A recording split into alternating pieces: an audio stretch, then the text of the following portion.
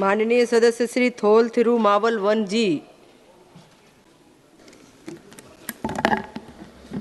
மாண்புமிகு அவைத்தலைவருக்கு வணக்கம். இந்த விவாதத்தில் பங்கேற்று உரையாற்றுவதற்கான வாய்ப்பை நல்கிய தங்களுக்கு எனது நன்றியை உரித்தாக்குகிறேன்.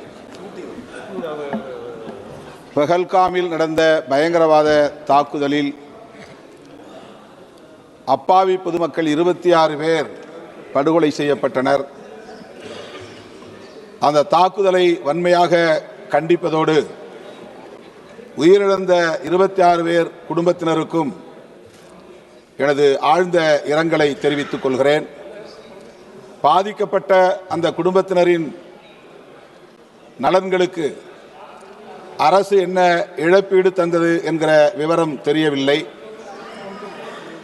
அவர்களில் குடும்பத்தாருக்கு அரசு வேலைவாய்ப்பு வழங்குவதற்கான முயற்சிகளை மேற்கொண்டதா என்கிற விவரமும் வெளியாகவில்லை. ஆகவே பாதிக்கப்பட்ட அந்த குடும்பத்தினருக்கு இழப்பீடு வழங்க வேண்டும், வேலைவாய்ப்பு வழங்க வேண்டும் என்பதை முதலில் ஒரு கோரிக்கையாக நான் முன்வைக்கிறேன். அந்த படுகொலையை தடுத்திருந்தால் நாம் பெருமைப்படலாம், இந்த அரசின் நடவடிக்கையை பாராட்டலாம். ஆனால் படுகொலை நிகழ்ந்துவிட்டது. 26 அப்பாவிகள் உயிரிழந்திருக்கிறார்கள். இந்த நிலையிலே நாங்கள் துல்லியமாக தாக்குதல் நடத்தியிருக்கிறோம், திருப்பி தாக்கியிருக்கிறோம் என்று பெருமை பொங்க பேசுகிறோம். இதில் பெருமைப்படுவதற்கு என்ன இருக்கிறது என்று எனக்கு விளங்கவில்லை. மிகப்பெரிய நாடு, பாகிஸ்தானோடு ஒப்பிடுகிற போது பல மடங்கு வலிமையுள்ள ஒரு தேசம், 140 கோடி மக்கள் தொகையை கொண்ட ஒரு பெரிய நாட்டை மிக இலகுவாக அவர்கள் உள்ளே புகுந்து தாக்கிவிட முடியும் என்பதற்கு ஒரு சான்றாக இந்த பஹல்காம் தாக்குதல் மீண்டும் ஒரு அச்சுறுத்தலை ஏற்படுத்தி இருக்கிறது. இது நாட்டின் பாதுகாப்புக்கு விடப்பட்ட சவால். இது நாட்டின் மக்களுக்கு உள்ள பாதுகாப்பை அச்சுறுத்தக்கூடிய ஒரு நடவடிக்கை. உளவுத்துறையின் தோல்வி, பாதுகாப்புத்துறையின் தோல்வி, ஆட்சி நிர்வாகத்தின் தோல்வி என்பதை சுய விமர்சனமாக முதலில் நாம் ஏற்றுக்கொள்ள வேண்டும். அதுதான் நம்மை மீண்டும் வலுப்படுத்துவதற்குரிய வாய்ப்பை உருவாக்கி தரும். வெளியுறவு கொள்கையும் தோல்வியடைந்திருக்கிறது என்பதைத்தான் இது காட்டுகிறது. காஷ்மீர் தொடர்பாக நாம் எடுத்திருக்கிற நிலைப்பாடும் தோல்வியடைந்திருக்கிறது என்பதைத்தான் இந்த தாக்குதல் உறுதிப்படுத்தி இருக்கிறது. அரசமைப்பு சட்டம் உறுப்பு எண் 370 நீக்கிவிட்டால் காஷ்மீர் சுதந்திர தேசமாக மாறிவிடும், பயங்கரவாதம் முற்றாக ஒழிந்துவிடும், பொதுமக்கள் அங்கே சுதந்திரமாக உழவ முடியும், சுற்றுலா வளர்ச்சியடையும் என்றெல்லாம் நம்முடைய அரசின் தரப்பிலே சொல்லப்பட்டது. 370 நீக்கப்பட்டது. ஆனால் என்ன நிலை? அதன் பிறகுதானே இந்த தாக்குதல் நடந்திருக்கிறது. அரசு நமக்கு பாதுகாப்பு தரும் என்கிற நம்பிக்கையின் அடிப்படையில் தானே பொதுமக்கள் சுற்றுலா பயணம் மேற்கொண்டார்கள். ஆனால் எல்லை தாண்டிய பயங்கரவாதம் ஊடுருவியது எப்படி? அதை தடுக்க முடியாத நிலை ஏற்பட்டது எப்படி? எல்லை ஓரத்தில் தொடர்ச்சியாக பாதுகாப்பு படை வீரர்கள் இருக்கிறார்கள் என்கிற நம்பிக்கையின் அடிப்படையில் தானே பொதுமக்கள் பஹல்காமுக்கு வந்தார்கள். அந்த இடத்திலே பாதுகாப்பு படை வீரர்கள் இல்லாமல் போனது எப்படி? அந்த இடத்திலே தாக்குதல் நடத்தியவர்களை தடுத்து எதிர்த்து போராடிய குதிரை ஓட்டித்தான் அந்த இடத்தில் பலியாகி இருக்கிறானே தவிர நம்முடைய ஆர்மி பாதுகாப்பு படையை சார்ந்த வீரன் யாரும் அதிலே பலியாகவில்லை. இது மிகப்பெரிய அளவில் நமக்கு சந்தேகத்தை எழுப்புகிறது, கேள்வியை எழுப்புகிறது. ஆகவே காஷ்மீர் தொடர்பாக இந்த அரசு எடுத்த நிலைப்பாடு படுதோல்வி அடைந்திருக்கிறது.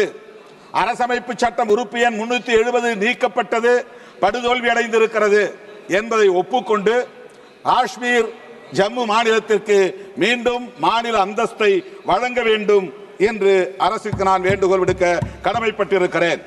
இந்த பயங்கரவாத தாக்குதலால் இப்போது சுற்றுலா அங்கே பாதிக்கப்பட்டிருக்கிறது. சுற்றுலா மூலம் மட்டுமே பெரும்பான்மையான வருமானத்தை கொண்டிருக்கிற மாநிலம் ஜம்மு காஷ்மீர். இன்றைக்கு அதனால் ஏற்பட்டிருக்கிற பாதிப்பை ஈடு செய்யும் வகையில் நம்முடைய மைய அரசு, ஒன்றிய அரசு சிறப்பு பொருளாதார உதவியை ஜம்மு காஷ்மீர் மாநிலங்களுக்கு வழங்க வேண்டும், மாநிலத்திற்கு வழங்க வேண்டும் என்று கேட்டுக்கொள்கிறேன். 2023-2024 ஆண்டிய டிஃபென்ஸ் ஸ்டாண்டிங் கமிட்டி அந்த நிலைக்குழு இது தொடர்பான ஆய்வை செய்து விமானப்படையில் போதிய விமானங்கள் இல்லை, விமானப்படை மேலும் நவீனமயப்படுத்தப்பட வேண்டும், இன்னும் பைலட்டுகள் விமான ஓட்டிகளின் எண்ணிக்கையை பெருக்க வேண்டும் போன்ற பரிந்துரைகளை வழங்கியது. ஆனால் இதுவரையில் அது குறித்து அரசு எந்த முயற்சியையும் மேற்கொள்ளவில்லை. ரஃபேல் விமானம் சுட்டு வீழ்த்தப்பட்டதாக பாகிஸ்தான் கூறுகிறது. நாம் சொல்லுகிறோம் அவர்களை துல்லியமாக தாக்கினோம், அந்த பயங்கரவாதிகளின் பதுங்கு முகாம்களை அழித்தோம் என்றெல்லாம் பெருமை பொங்க சொல்லுகிறோம். பாகிஸ்தான் அரசும் அப்படித்தான் சொல்லுகிறது.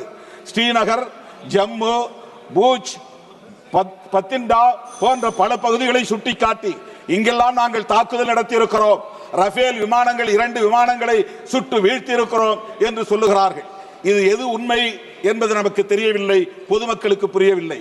ரஃபேல் விமானங்கள் சுட்டு வீழ்த்தப்பட்டது உண்மையாக இருந்தால் அந்த விமான தொடர்பாக நடந்த ஊழல் குறித்த விசாரணை தேவைப்படுகிறது. ரஷ்யாவை மட்டுமே ராணுவ தளவாடங்களுக்கு நம்பியிருப்பதை அரசு கைவிட வேண்டும். இன்னும் பல நம்பிக்கைக்குரிய நாடுகளோடு ஒப்பந்தம் போட்டுக்கொண்டு அந்த ட்ரோன் போன்ற தொழில்நுட்பத்தை மேம்படுத்துவதற்கு, விமானங்களின் எண்ணிக்கையை உயர்த்துவதற்கு அரசு முன்வர வேண்டும் என்று கேட்டுக்கொள்கிறேன். சர்வதேச அரங்கில் இந்திய தேசத்தின் நன்மதிப்பு பாதிக்கப்பட்டிருக்கிறது. இந்த விவகாரத்தில் பெஹல்காம் பயங்கரவாத தாக்குதலை எத்தனை நாடுகள் கண்டித்திருக்கின்றன? அமெரிக்க அரசின் நிலைப்பாடு என்ன? அந்த நாட்டின் ராணுவ அதிகாரியை அழைத்து அவர் விருந்து கொடுக்கிறார். அதற்கு என்ன பொருள்? இந்தியா எங்களுக்கு ஒரு பொருட்டு இல்லை என்று ட்ரம்ப் வெளிப்படையாக சொல்லுகிறார்.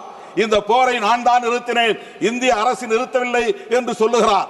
நம்முடைய இறையாண்மையை கேள்விக்குள்ளாக்கக்கூடிய அமெரிக்க அரசை எதிர்த்து நாம் என்ன நிலைப்பாட்டை எடுத்திருக்கிறோம்? அங்கே சட்டவிரோதமாக தங்கியிருக்கிற இந்திய குடிமக்களை கால்விலங்கு கைவிலங்கு போட்டு விலங்குகளை விட மோசமான முறையிலே கொண்டு வந்து இங்கே இறக்கினார்கள். ஒரு வார்த்தை அமெரிக்காவை நாம் கண்டிக்கவில்லை. ஆக நம்முடைய அரசின் வெளியுறவு கொள்கை எந்த அளவுக்கு இருக்கிறது என்பது வெளிப்படுகிறது. அது மட்டுமில்லாமல் ஒன்றை சொல்லி நான் முடிக்க விரும்புகிறேன். வெளியுறவு கொள்கையில் நமக்கு பெரும் தோல்வி அடைந்திருப்பதைப் போல உள்நாட்டில் நாம் மக்கள் ஒற்றுமை குறித்து கவலைப்படாமல் இருக்கிறோம். இங்கே மதவாத அடிப்படையில் முஸ்லிம் வெறுப்பையும் கிறிஸ்தவ வெறுப்பையும் நாளுக்கு நாள் அதிகரிக்க செய்கிறோம். நம்மிடையே ஒற்றுமை இல்லை என்பது சர்வதேச அரங்கில் தெரிகிறது. ஒற்றுமையை உருவாக்குவதற்கான ஆக்கப்பூர்வமான பணிகளை அரசு மேற்கொள்ள வேண்டும். வெறுப்பு அரசியலை கைவிட வேண்டும். குறிப்பாக முஸ்லிம்களுக்கு எதிரான வெறுப்பு அரசியலை அடையாளப்படுத்தக்கூடிய வகையில் துருக்கிக்கு எதிரான நடவடிக்கை இந்த அரசு மேற்கொள்கிறது, சீனாவுக்கு எதிரான நடவடிக்கை மேற்கொள்ளவில்லை. இது முஸ்லிம் வெறுப்பை வெளிவிவகார கொள்கையிலும் நாம் உட்படுத்துகிறோம் என்பதை காட்டுகிறது. எனவே மதவாத அரசியலும் நம்முடைய தேசத்தின் பாதுகாப்புக்கு மிகப்பெரிய அச்சுறுத்தலாக இருக்கிறது. இந்த வெறுப்பு அரசியலை அரசு கைவிட வேண்டும். உள்நாட்டு மக்களின் ஒற்றுமையை மேம்படுத்த வேண்டும். வெளிவிவகார கொள்கையில் ஒரு நாட்டை மட்டுமே சார்ந்திருக்காமல் நாம் அனைத்து சர்வதேச நாடுகளோடும் நல்லிணக்கமான உறவை பேண வேண்டும் என்பதை சொல்லி வாய்ப்புக்கு நன்றி கூறி முடிக்கிறேன். நன்றி, வணக்கம். இந்த வீடியோ உங்களுக்கு பிடிச்சிருந்தா லைக் பண்ணுங்க, ஷேர் பண்ணுங்க, சப்ஸ்கிரைப் பண்ணுங்க.